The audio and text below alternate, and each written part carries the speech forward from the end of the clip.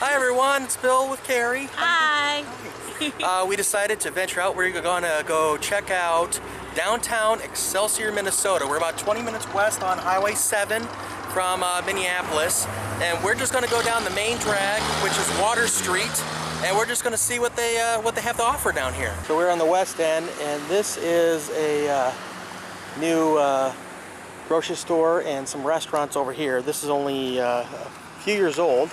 Oh, walking down the road here, they got a bed and breakfast downtown here. This looks very nice. So downtown Excelsior has a lot of mom and pop type restaurants and stores down in this area on Water Street. We're not really going to go into any or many, but it's just a beautiful little downtown area. If you come down here on Tuesdays, they have a farmer's market. Got a fairly new looking library. I don't think they had a library downtown before, did they?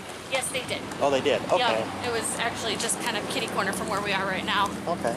Oh, they do have trolley rides today. Oh, how about that? Let's see what time. They got trolley rides, so let's see what time they offer those. Maybe we can ride one of those today. It's got a nice, they got a thing here for a walking tour. I'm gonna grab one of these, see what we can find. Oop. Okay. We're over here at 3rd and Water Street. This is Excelsior Brewing Company. It's a brew comp that is really growing in the Twin Cities area here. Very neat inside. It seems like a great place for people to stop when they're biking through. Here comes the trolley.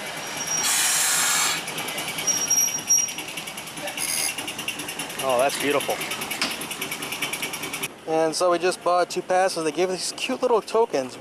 They say Minneapolis, I don't know what this says, STRY company and good for 1 fare. That's cool. Okay. It's cute.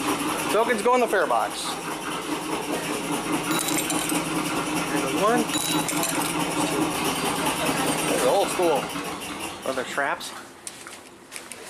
Hang on. What's wrong? Awesome. Hi. Hi. How was it? Very neat. Kind of cool, huh? It is. Where do you want to sit? I don't know. Go ahead and crank. Me? This was like the fare box on the buses now, except that back when people weren't as likely to get robbed, they would come out here and they'd be able to resell them. Oh. So the conductors or the operator on a one-man car would have a changer, and they would be responsible for turning in based on those numbers. And there would have been a handle hanging down on this, and depend for zone fares or whatever, like that as well. Well, you got to keep starting business. Why is this window tinted red? That it's the back end. Oh. On the cars coming out here from Minneapolis, they would be doing as much as 60 miles an hour. And when the car behind you is doing 60 and you have to stop to pick up somebody, you want to make sure they see you. Oh my And so the interior lights of the car would shine through that, and you'll notice it would also illuminate the destination signs. 1239, built in 1907. Yep. Was retired in 1953. It was picked up by an individual who took it up to Clear Lake and turned it into their cabin. Built a little shack on that end, and at this end, one end was the bathroom, the other one was the kitchen. I'm not sure which is which, but at this stage of the game, I don't think it matters much. This is a 2nd generation streetcar. We're going to take you down the line here to our streetcar barn. We're going to show you a 1st generation and a 3rd generation. You'll be able to tell the differences in the years. Everybody ready? Yeah. All right, we're going downhill. So we're going to be able to get up to maybe 6-7 miles an hour, and we do have GPS, so we won't get lost.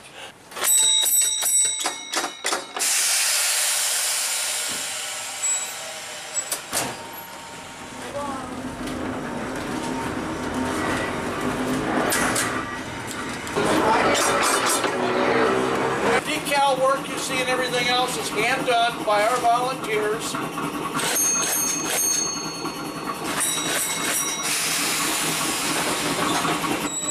One thing about the seats in here, though, they're wicker, but we ended up, the streetcar company back in the 30s ended up having to paint them. And the reason they did that is because ladies back in those days wore silk stockings. Silk stockings and wicker seats do not work. So they kept getting complaints and having to pay off ladies because of their silk stockings running on the seats.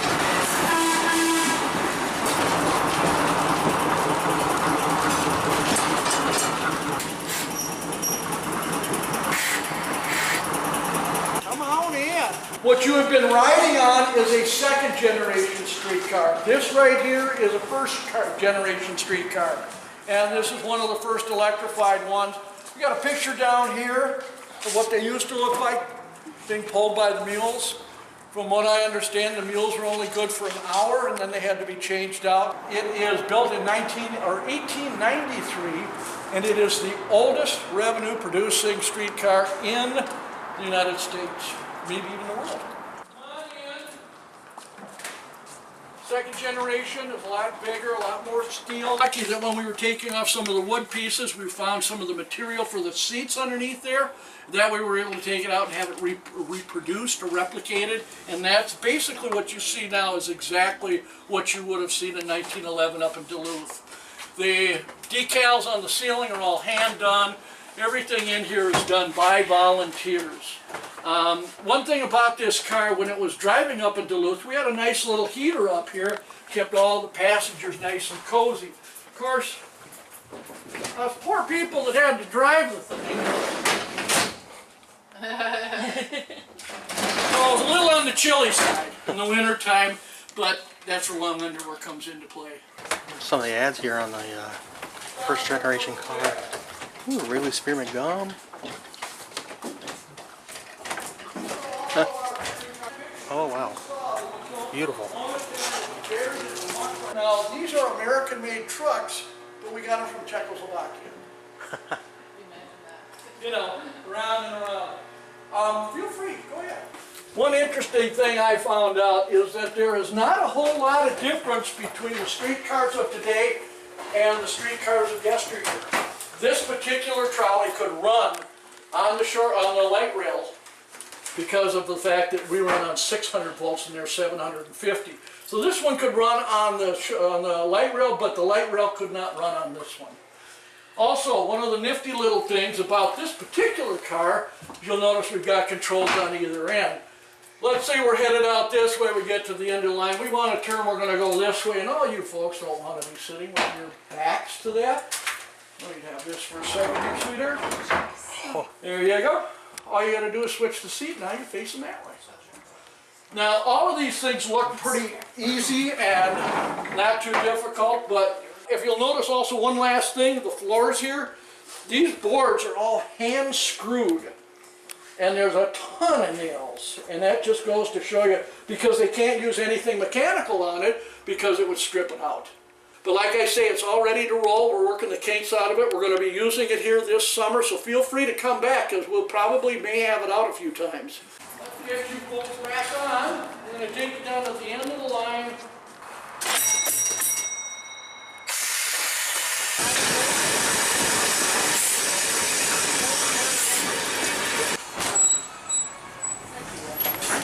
In case anyone is wondering how they kept the car comfortable in the winter with all these windows open, it's very simple. If you reach down, you can flip up the windowsill, and lo and behold, we have the window.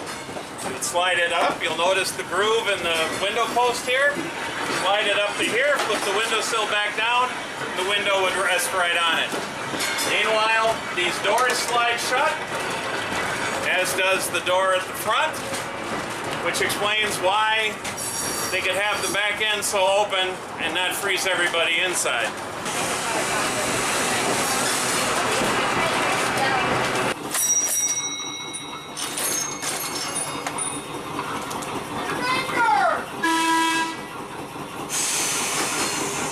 So we just rode the Excelsior Streetcar. It was a lot more fun than I was expecting. Yeah, it was. I mean, it's a little short ride, but there's a little tour included in there. I don't really want to give it away because it's brief, but it was interesting and it was a lot of fun.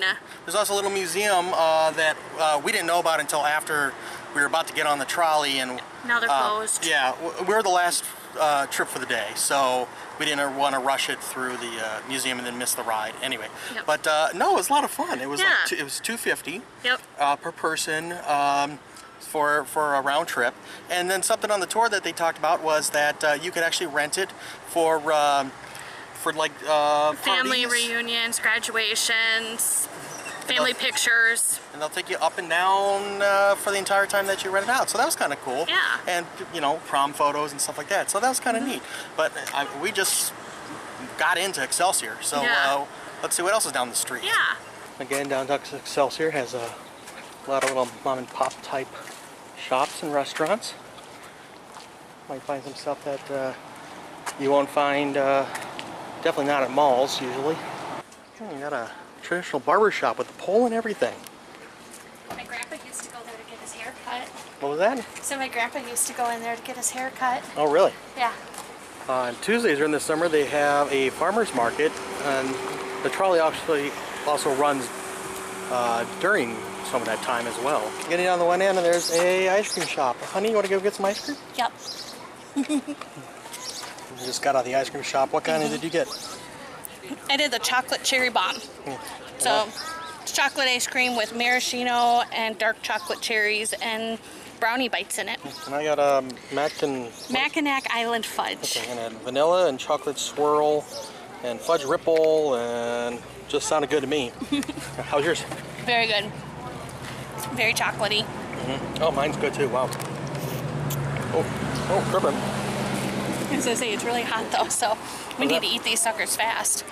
At the one end of Water Street is the Excelsior Dock Cinema. I really like this theater. It's only got 3 screens in it, but if you particularly go to the upstairs theater, it's really neat. I like it. It's kind of cozy, and they have some neat film equipment that you can still kind of see that they have on display. How you doing on your ice cream? Very well. It's dripping. Yeah, it's warm out. It's in the 90s, and so our ice cream's melting faster than we can eat it. But just a beautiful day out here in Excelsior. I'll take this over the 17 inches of snow we were seeing a month ago. Yeah, exactly. So we got one more stop left, and that's down by the waterfront of Lake Minnetonka in Excelsior. Port of Excelsior. It is a busy day out on the water. Look at that. Boats everywhere. Oh, check it out. People live. These nice little places, and it looks like you got dock parking too. Wow, that's beautiful. That'd be kind of hard to wake up to this every morning. It is just a beautiful, busy day out on Lake Minnetonka. A lot of people have the same idea to do some boating. So if you're the boating type, they actually have some public parking here. I don't know what it charges, but you can actually park your boat over here and just walk through Excelsior and go get some lunch or something, or ice cream. So that seems like a nice little perk over here. Also down here at the Port of Excelsior, they have some charter boats that you can take. You can rent them for like a wedding reception, or some of these actually have a 4th of July cruises where you can ride out on Lake Minnetonka for several hours and watch the fireworks on the 4th of July. We did that once. That was a fun time. They also have public cruises and dinner cruises and all that too, which is a lot of fun. Say that again? They also have public and dinner cruises too. And over here is another place. It's like seasonal that looks a lot like the trolley that we just rode.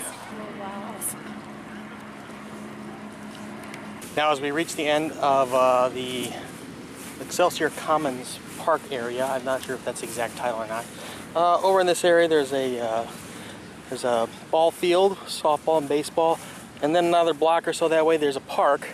But at the end here is a band shelter, and they actually have a couple events here throughout the year. But if you came down here for 4th of July, they would have a symphony orchestra over here, and they'd play throughout the evening before they shot off fireworks from out in the lake someplace that direction. And so that's going to do it for our afternoon in Excelsior, Minnesota. Have a good time? Yeah.